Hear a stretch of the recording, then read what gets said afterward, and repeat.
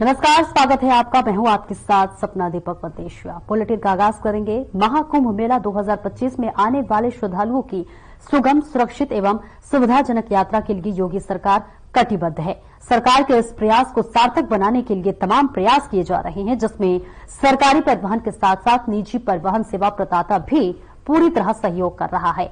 और इसी क्रम में महाकुंभ हेतु प्रयागराज आने वाले श्रद्धालुओं को बेहतर लोकल ट्रांसपोर्ट की सुविधा देने के लिए ओला और उबर की तर्ज पर ऐप के माध्यम से ऑनलाइन ई रिक्शा और ई ऑटो बुकिंग की सुविधा का भी लाभ मिलने जा रहा है। इसी के साथ इन ई व्हीकल्स के ड्राइवर्स पूरी तरह से ट्रेंड और वेल बिहेव्ड होंगे।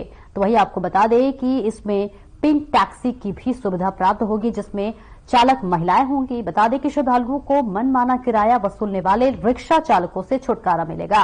15 दिसंबर से श्रद्धालु और पर्यटक इस सुविधा का लाभ उठा सकेंगे। महाकुंभ से पहले इस तरह की पहल से श्रद्धालुओं को न सिर्फ सुविधाजनक और सस्ती लोकल राइड का लाभ मिलेगा, बल्कि योगी सरकार के ग्रीन महाकुंभ की अवधारणा को भी समर्थन मिलेगा।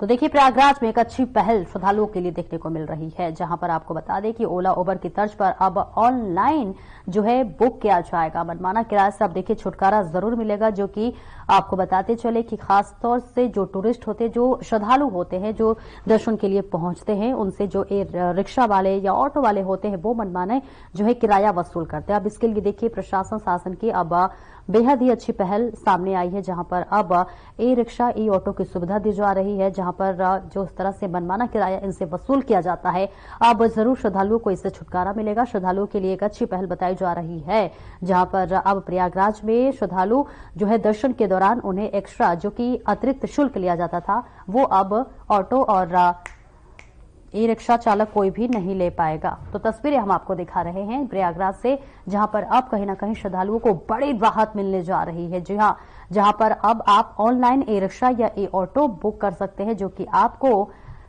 दर्शन करने के लिए भी काफी फायदा होगा। और इसी के साथ साथ जो मनमानी पैसे वसूले जाते थे, अब उससे छुटकारा मिलने वाला है। तो देखिए एक अच्छी पहल। और इसके अलावा एक चीज और आपको बता दें कि अब पिंक रिक्शा की भी सुविधा उपलब्ध कराई जा रही है, जिसमें महिला ड्राइवर होगी। तो कहीं ना कहीं अब महिलाओं की सुरक्षा को भी ध्यान में रखते हुए ये पहल अब एक तरह से बेहद ही बढ़िया बताया जा रहा है, जहां ओला उबर की तर्ज पर अब श्रद्धालु दर्शन कर सकेंगे और मनमाना किराया से अब उन्हें छुटकारा जरूर मिलता हुआ नजर आएगा और व्हीकल्स की सुविधा दी जा रही है।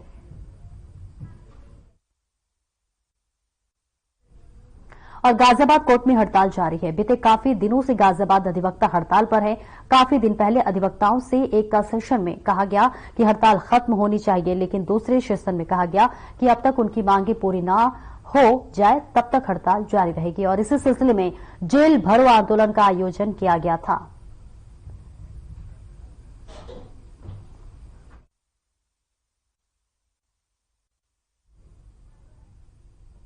तो देखिए तस्वीरें आपको दिखा रहे हैं, जहां पर कोर्ट का ये अधिवक्ताओं की हड़ताल लगातार जारी है। लगातार जो अधिवक्ता है, जो एडवोकेट है, वकील हैं, वो हड़ताल करते हुए नजर आ रहे हैं। और इसी के साथ साथ जो उनकी मांगे हैं उसे पूरा करने के लिए लगातार ये अभियान चला रहे हैं, जिसका नाम जेल भरो है। जेल भरो अभियान अब बड़े स्तर पर चलाया जा रहा है, जिसकी वजह से कई तरह की दिक्कतों का सामना भी हो रहा है। कोर्ट का जो काम है वो ठप होता हुआ नजर आ रहा है, क्योंकि जो अधिवक्ता है वो सड़कों पर उतरकर अब प्रदर्शन करते हुए नजर आ रहे हैं।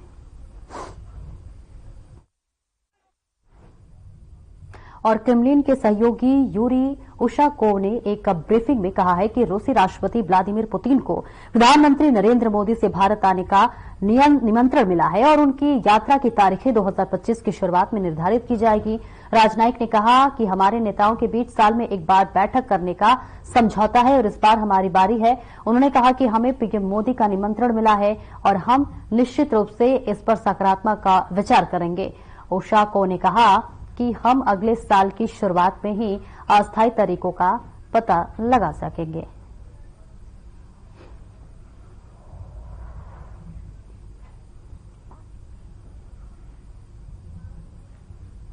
और संसद के शीतकालीन सत्र में लगातार 5वें दिन भी हंगामा हुआ। जी हां, विपक्ष ने लोकसभा और राज्यसभा दोनों में अडानी और संभल मुद्दा उठाया।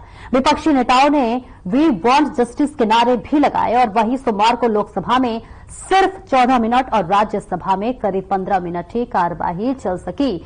और इससे पहले आपको बता दें कि 4 दिनों के अंदर 4 बैठकों में दोनों सदनों में कुल 40 मिनट की कार्यवाही हो सकी थी। बैठक से पहले इंडिया ब्लॉक के नेताओं ने राज्यसभा में विपक्ष के नेता मल्लिकार्जुन खड़गे से मुलाकात की। तो वही आपको बता दें कि सदन स्थगन के चलते लोकसभा में विदेश मंत्री एस जयशंकर भारत चीन मुद्दे पर भी नहीं बोल पाए।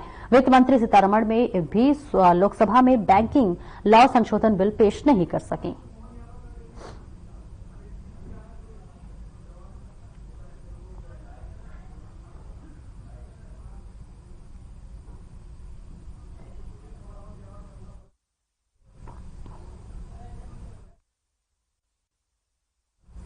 तो देखिए, संसद लगातार जोरदार हंगामे के साथ चल रहा है और देखिए सिर्फ 14 और 15 मिनट राज्यसभा और लोकसभा सदन में जो है कार्यवाही चल सकी।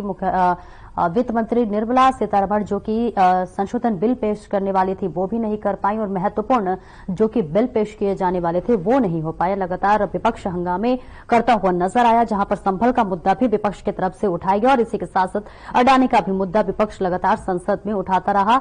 संसद जो था हंगामेदार था और इस वजह से कार्यवाही जो थी उसे स्थगित करना पड़ा। तो संसद में लगातार आज भी 5वें दिन यानी सोमवार को जोरदार हंगामा हुआ। चीन मुद्दे पर भी विदेश मंत्री को बोलना था, महत्वपूर्ण जानकारी देनी थी, लेकिन विदेश मंत्री एस जयशंकर भी जो है चीन मुद्दे पर नहीं बोल पाए। तो देखिए, संसद का शीतकालीन सत्र चल रहा है, आज 5वां दिन है और आज भी देखिए हंगामे का असर देखने को मिला। लगातार विपक्ष हंगामेदार जो है हंगामा करता रहा, संभल मुद्दा को उठाया गया और इसी के साथ साथ अडानी का जो मुद्दा लगातार इस वक्त चल रहा है उसे भी उठाया गया।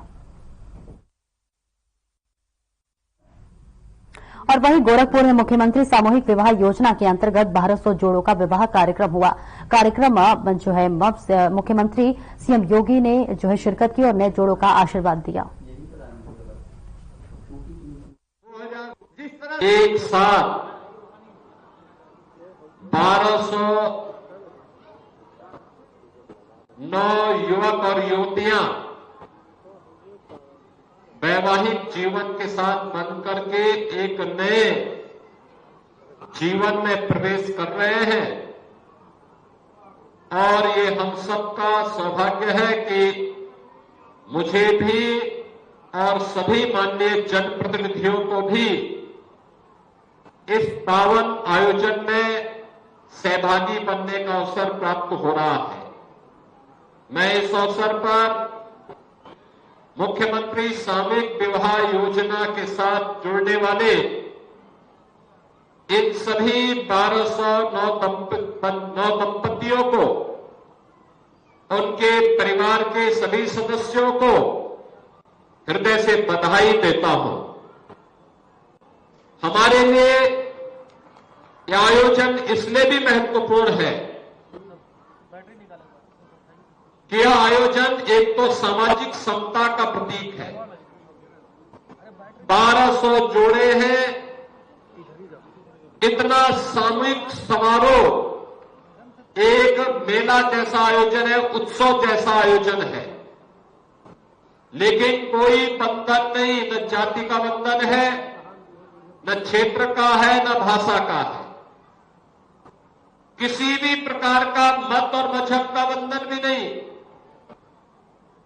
हिंदू सनातन धर्म की परंपरा या आर्य समाज की पद्धति के अनुसार वैवाहिक कार्यक्रम में जुड़ रहे हैं। मुस्लिम अपने मजहब के अनुसार उन कार्यक्रमों के साथ जुड़ रहे हैं। अन्य मतावलंबी भी अपने अपने मत और अपने अपने इच्छा के अनुसार इस पावन आयोजन के साथ सहभागी बन रहे हैं।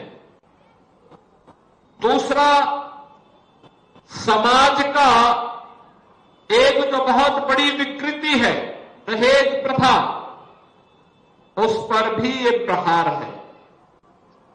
याद रखना, दहेज के कारण बहुत बार बहुत सारी कन्याएं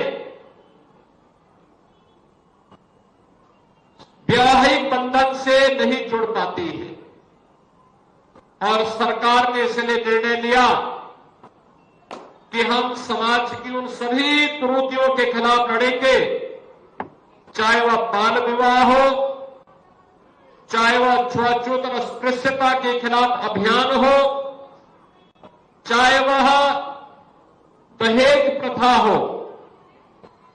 इन सब के खिलाफ यह एक लड़ाई होगी। और मुझे बताते हुए प्रसन्नता है कि हम लोगों ने इस सत्र के पहले तक 3,84,000 9 दंपतियों को पिछले 7 वर्ष के अंदर मुख्यमंत्री सामूहिक विवाह योजना के साथ जोड़ने में सफलता प्राप्त की।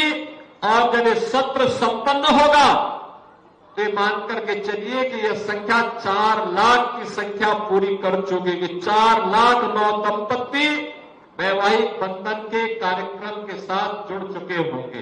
यानी ये मान करके चलिए कि 4 लाख विवाह ऐसे हैं जिन्होंने दहेज नहीं लिया है, दहेज नहीं दिया है, बल्कि समाज के सामने एक आदर्श प्रस्तुत किया है कि नहीं, हम किसी भी सामाजिक उस विकृति के खिलाफ लड़ेंगे जो समाज में किसी भी प्रकार की विसंगति को जन्म देता हो।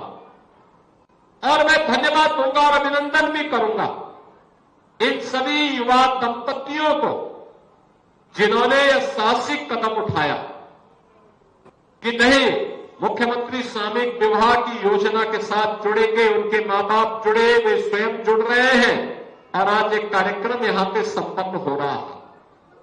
बहनों और भाइयों, एक तरफ दहेज की कुप्रथा पर प्रहार है और दूसरी तरफ यह भी प्रयास कि एक साथ मिलकर के इस उत्सव का हिस्सा बन जाना। अब याद करिए, अगर आपका विवाह घर में होता तो संभवतः न मैं आ पाता, न यहां के मंच पर बैठे हुए इतने सारे जनप्रतिनिधि ही वहां आ पाते। इतना बड़ा समुदाय भी नहीं आ सकता था। मुझे लगता है ये मंच पर बैठे हुए जनप्रतिनिधि पछता रहे होंगे कि अगर इनका विवाह भी सामूहिक विवाह योजना के साथ जुड़ा होता तो इतनी भारी बारात और इतने भारी सारे लोग इस कार्यक्रम के साथ जुड़े होते तो ये भी फोटो दिखा सकते थे कि देखिए हमारे विवाह में इतने लोग आए। इन लोगों को ये सौभाग्य नहीं मिला, लेकिन आप सब सौभाग्यशाली है कि हम लोग इस कार्यक्रम में आपके इस आयोजन के साथ जुड़ रहे हैं, जिसका निमंत्रण स्वयं जिला प्रशासन वितरित कर रहा हो और आपके साथ सहभागी बनने का यह अवसर हमें प्राप्त हो रहा है कि हम लोग इस आयोजन के साथ जुड़ करके समाज के इस पवित्र कार्यक्रम को आगे बढ़ाने में अपना योगदान दे रहे हैं। बहनों और भाइयों, जब अच्छी सरकारें आती हैं ऐसा ही अच्छा कार्य होता है, ऐसा ही अच्छा अभियान चलता है।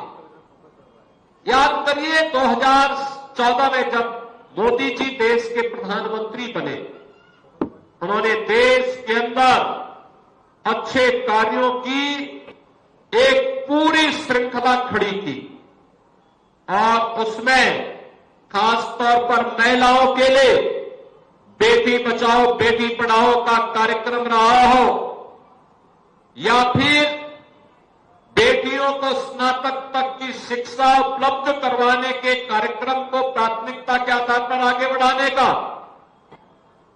चाहे वह हर घर में नारी गौरव के प्रतीक शौचालय उपलब्ध करवाने का रहा हो या जिन घरों में रसोई गैस के कनेक्शन नहीं थे उन लोगों को उज्ज्वला योजना में रसोई गैस का सिलेंडर उपलब्ध करवाने के कार्यक्रम को, जिन लोगों को राशन की सुविधा नहीं मिल पाती थी उन्हें फ्री में राशन की सुविधा उपलब्ध कराने का कार्यक्रम,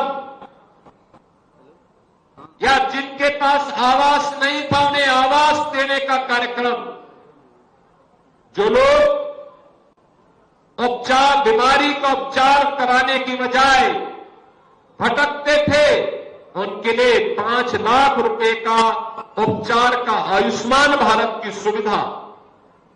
और अब तो यह भी आदेश हो गया है कि 70 वर्ष से ऊपर का कोई व्यक्ति, जाति का बंधन नहीं, क्षेत्र का बंधन नहीं, भाषा का बंधन नहीं, मत और मजहब का बंधन नहीं, आय का बंधन नहीं, कोई भी व्यक्ति होगा, 70 वर्ष से ऊपर का कोई भी व्यक्ति हर वर्ष 5 लाख रुपए की फ्री में उपचार की व्यवस्था किसी भी पैनल हॉस्पिटल में जाके करवा सकता है।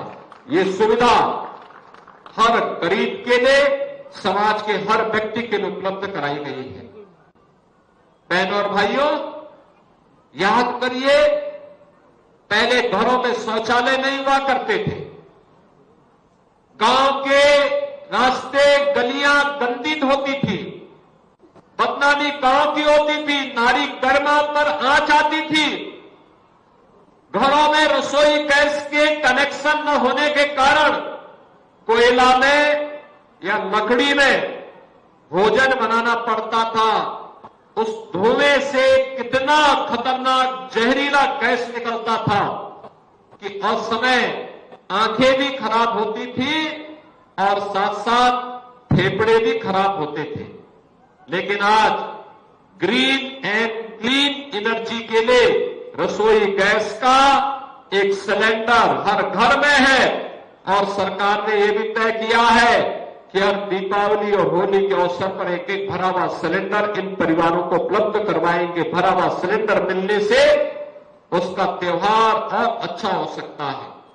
ये सभी कार्यक्रम इसी भाव के साथ आगे बढ़ाने के लिए किए गए हैं।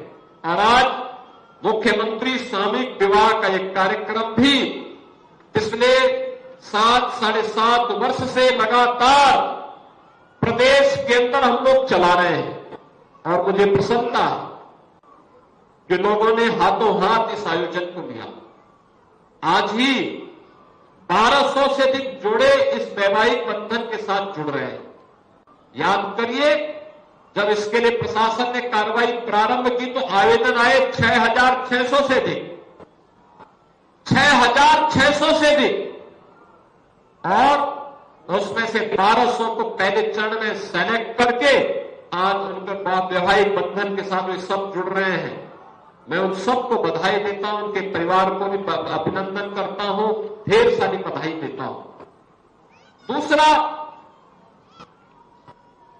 ऐसे कार्यक्रम प्रदेश के हर जनपद में चलाए जा रहे हैं जिससे गरीब बेटी दहेज के कुप्रथा के खिलाफ जो आवाज नहीं उठा रही है, उठा सकती, उसको हम किसी भी प्रकार से दहेज रूपी भेड़ियों से बचा सके और उसके लिए सरकार स्वयं अभिभावक बनकर के परिवार का संबल बन सके। सरकार ने ऐसे अनेक कार्यक्रम प्रारंभ किए हैं। आपने देखा होगा कि श्रमिकों के बच्चों के लिए अटल आवासीय विद्यालय खोले गए हैं। निराश्रित महिलाओं को और वृद्धजनों को, दिव्यांगजनों को, 1 करोड़ परिवारों को 12,000 रुपए सालाना पेंशन की सुविधा उपलब्ध करवा रहे हैं वर्तमान में।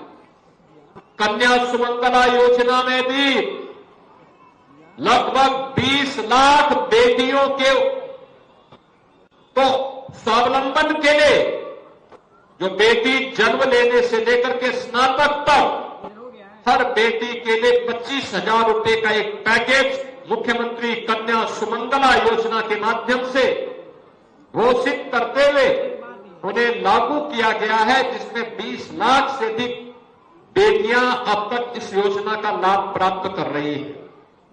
आज जब हम मुख्यमंत्री सामूहिक विवाह की इस योजना के साथ जुड़ रहे हैं, इस अवसर पर मैं आप सबको एक बार फिर से बधाई देता हूं। मुझे पूरा विश्वास है कि यह योजना इसी प्रकार से सफलता की नई ऊंचाइयों को प्राप्त करेगी और समाज में कोई बेटी दहेज के भाव के कारण वह अनब्याही न रहे, बल्कि दहेज के खिलाफ सरकार के अभियान का हिस्सा बन करके सामूहिक विवाह के इस आयोजन के माध्यम से सरकार इस कार्यक्रम के साथ जुड़ेगी। इस विश्वास के साथ मैं आप सबको एक बार फिर से एक सुखद जीवन की अपनी कामना करते हुए आप सबके लिए अपनी बधाई देता हूं, मंगल में शुभकामनाएं देता हूं। धन्यवाद। जय हिंद। रचना की पावन धरा पर सभी के कल्याण योजना में 2000 जिस तरह से हमारे अन्नदाता किसानों के घरों में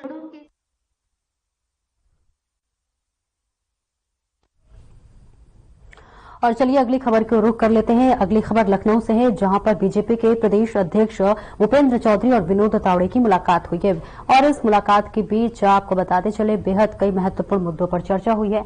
तस्वीरें भी हम देखिए आपको दिखा रहे हैं, जहां पर बीजेपी के प्रदेश अध्यक्ष ने विनोद तावड़े से मुलाकात की है और इस मुलाकात में बीजेपी प्रदेश अध्यक्ष भूपेंद्र चौधरी और राष्ट्रीय महामंत्री विनोद तावड़े के बीच कई मुद्दों पर चर्चा हुई है, बेहद महत्वपूर्ण मुद्दों पर चर्चा हुई है। और आपने देखा कि किस तरह से महाराष्ट्र में विनोद तावड़े को लेकर जिस तरह से सियासत गरमाई हुई है।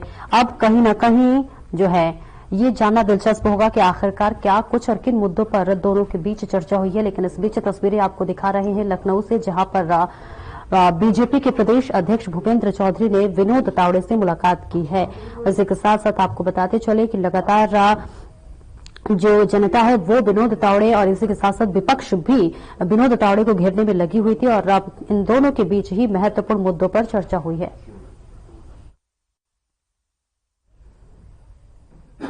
और औद्योगिक विकास प्राधिकरण के 35वें स्थापना दिवस समारोह पर एक कार्यक्रम आयोजित किया गया है, जिसमें आपको बताते चले कि मुख्यमंत्री योगी ने शिरकत की है और इस दौरान उन्होंने जनता को संबोधित भी किया। मुख्यमंत्री ने क्या कुछ कहा, आइए आपको सुनाते हैं।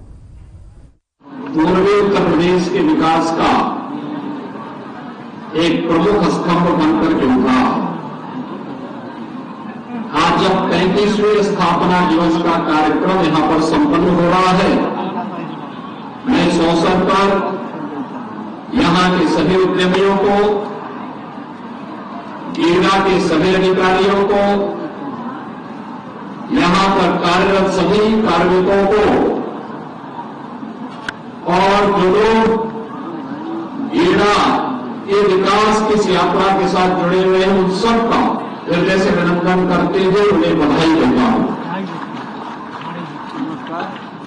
एक और यहां पर गीडा के विकास के अंदर होने वाले कार्य, ऐसे 209 कार्यों को यहां पर आज लोकार्पण का कार्यक्रम संपन्न हुआ।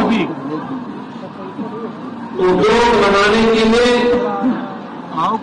जो व्यावसायिक सुगमता होनी चाहिए, ईज ऑफ डूइंग बिजनेस, उसमें यहां पर जो रिफॉर्म किए गए हैं उनको उत्तर प्रदेश के निवेश मित्र पोर्टल के साथ इंटीग्रेट करने के कार्यक्रम को भी और 20 सेवाओं को करने का कार्यक्रम भी इसके साथ संपन्न हुआ और नए उद्योग लगाने के 1068 करोड़ रुपए के नए उद्योग गीडा में लगेंगे, इसके आशय पत्र का वितरण होने हुआ है। तो साथ साथ यहां पर 300 करोड़ रुपए के उन उद्योगपतियों को जिन्होंने उद्योग लगाने के बाद सफलतापूर्वक अपना प्रोडक्शन आगे बढ़ाया है, उनको उनका इंसेंटिव भी वितरित किया गया है। तो यहां के युवाओं के ट्रेनिंग के लिए भारत सरकार के सहयोग से नायलेट, जो यहां पे शॉर्ट टर्म स्किल डेवलपमेंट के कुछ कार्यक्रम संचालित करता है, उनके साथ जुड़े हुए ट्रेनिंग ले रहे स्किल डेवलपमेंट के कार्यक्रम के साथ जुड़े हुए युवाओं को ग्रांट सर्टिफिकेट वितरित किया गया है। यानी कितने कार्यक्रम एक साथ यहां पे संपन्न हो रहे हैं, इसकी भी मैं बधाई गीडा प्रशासन के साथ साथ सभी लाभार्थियों को देना चाहता हूं। सबसे पहले यहां का स्थानीय विकास। पहले लोग उद्योग लगाने के लिए जमीन ढूंढते थे, जमीन नहीं मिलता था। आज तो गीडा 800 एकड़ क्षेत्रफल में फैल चुका है, निरंतर आगे बढ़ रहा है। 5,500 एकड़ लैंड धूलिया पार और उसके आसपास के क्षेत्र में भी डेवलप किया जा रहा है। यानी अब बीड़ा के पास भी विस्तृत लैंड बैंक होगा और कोई भी उद्यमी आकर के यहां पे इस लैंड बैंक में एक सुरक्षित माहौल में और वर्ल्ड क्लास इंफ्रास्ट्रक्चर, कनेक्टिविटी का इंफ्रास्ट्रक्चर के साथ यहां पर अपना निवेश कर सकता है। एक माहौल यहां पे डेवलपमेंट के माध्यम से तो आंतरिक विकास भी होगा। अंदर की सड़कें, स्ट्रीट लाइट, नाली, शौचालय, अन्य व्यवस्थाओं को भी बेहतर किया जा रहा है। ये सभी कार्य यहां पर बीड़ा के अंदर आज जो बाकी विकास के कार्य चल रहे थे, ऐसे 209 करोड़ रुपए के कार्य संपन्न हुए। साथ साथ 1,068 करोड़ रुपए के नए निवेश यहां पर होने जा रहे हैं। इसके आशय पत्र भी वितरित किए गए। यानी पहले यहां पे कोई निवेश करता नहीं था और अब निवेश की झड़ी सी लग चुकी है। आपने देखा होगा कि पहले 5-6 वर्षों में हम लोगों ने लगभग 4,500 करोड़ रुपए के निवेश के प्रस्ताव को जमीनी धरातल पर उतार करके पूर्वी उत्तर प्रदेश के हजारों नौजवानों के लिए नौकरी और रोजगार की सुविधा उनके घर में ही उपलब्ध करवाई। चाहे वह गैलेंड का इस्पात उद्योग हो, अंगूर उद्योग हो, किरान डिस्टलरी जो यहां पे तत्वा प्लास्टिक हो या फिर तमाम अन्य ऐसे कार्यक्रम, चाहे वह ज्ञान डेयरी हो, चाहे वरुण एवरेज का हो, ये सभी निवेश सफलतापूर्वक यहां जमीनी धरातल पर उतरते हुए दिखाई दे। तो जिला प्रशासन ने भी यहां पर अन्य कार्यक्रम प्रारंभ किए। यहां के स्थानीय नौजवान जो स्थानीय ITI, पॉलिटेक्निक या अन्य संस्थानों में, स्कूल कॉलेजेज में जिन्होंने पढ़ाई की है, उनका स्किल डेवलपमेंट हो, इसके लिए नाइलेट के साथ MOU होता है और नाइलेट ने मिलकर के यहां पर नाइलेट को उन्होंने जमीन की बिल्डिंग बना करके दी और नाइलेट यहां पे उनका प्रशिक्षण कर रहा है, अपने कोर्सेज चला रहा है, जिससे उनका स्किल डेवलपमेंट हो और गीता में या प्रदेश में या देश में वह युवा अपनी रुचि के अनुसार कार्य ढूंढ सकता है। इसकी सुविधा भी यहां पर उपलब्ध करवाई जा रही है। इसके साथ ही आपने ये भी देखा होगा, पहले यहां पर या देश प्रदेश के अंदर कहीं पे भी कोई निवेश करता था उद्यमी, सरकार को इंसेंटिव नहीं देती थी, घोषणा तो करती थी लेकिन देती नहीं थी। और मुझे बताते हुए प्रसन्नता है। और फिलहाल इस बुलेटिन में इतना ही। दीजिए इजाजत। नमस्कार।